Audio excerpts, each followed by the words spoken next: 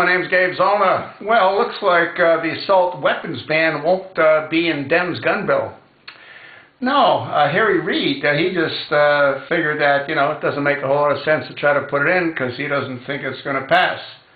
Now, Senator Diane Feinstein, she's pretty upset, and she wants people to know that, quote-unquote, she tried her best. To do what? Hey, Frankenstein, why don't you go after hammers, huh? Or baseball bats?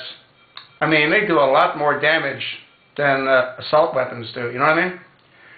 The problem with these long-term senators and congressmen is they all want to leave a legacy. And how they leave a legacy is if their insane proposed bills get passed into law.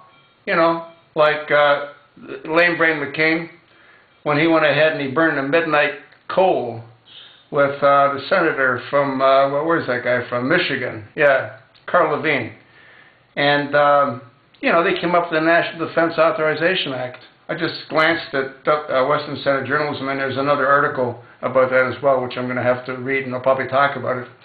But anyway, I'm glad that Dingy Harry, he sort of finally came to his wits and realized that it wouldn't do him a whole lot of good, or anybody else, to try to push that stupid ban through. Just think of the tremendous waste of money spent on what Diane Feinstein tried to propose.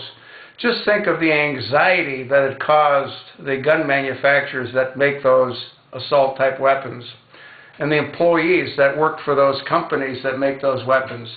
Just think of the anxiety. Well, you know what the good news is? The price of those ARs is going to come down. I may even pick one up, And ammunition.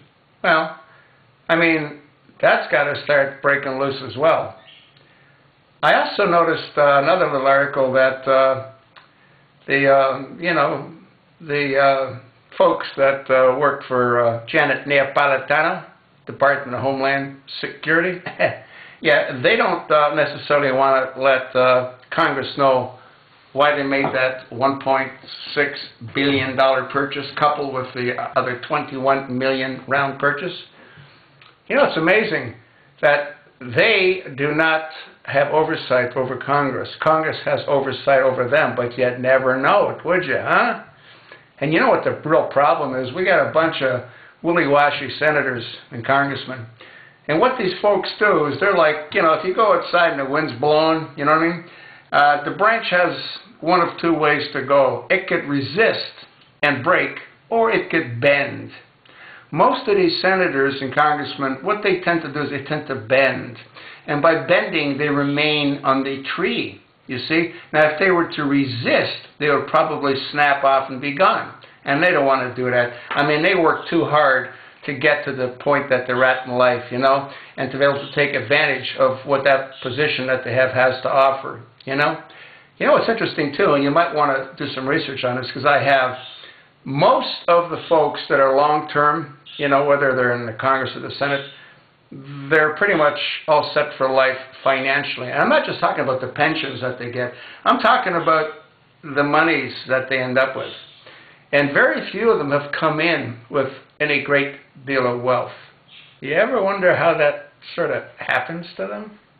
And that's why a lot of them are expected to come in, keep quiet, learn the ropes, climb the ladder, And when you get guys like Cruz out of Texas, they don't like that. They don't like these young whippersnappers coming in and rocking the boat. Even with Senator Rand Paul of Kentucky, when he held up that bill with 600 pages and says, we don't do our jobs. None of us do. We never read these bills. And guess what happens to the bills? They get passed into law. Isn't that really crazy? Anyway, the good news is that Dingy Harry realized that it doesn't make sense. And Diane Feinstein, she's going to have to go work on something else. I mean, I don't know why she doesn't go work on hammers.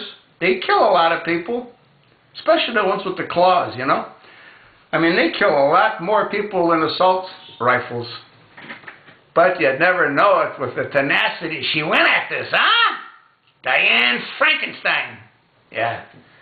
She needs to go to an old folks home and stop using hair dye your hair isn't that color and you look ridiculous. You look like you're wearing a toupee. You know what I mean?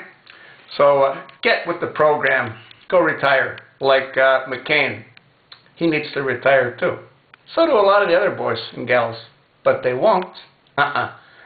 Too much opportunity, too much limelight, and that's what they crave. Opportunity and limelight. Yeah. I don't know which one McCain likes more. Because he's got lots of money, so the money isn't the issue. So it must be the limelight. What do you think? I told you what I think.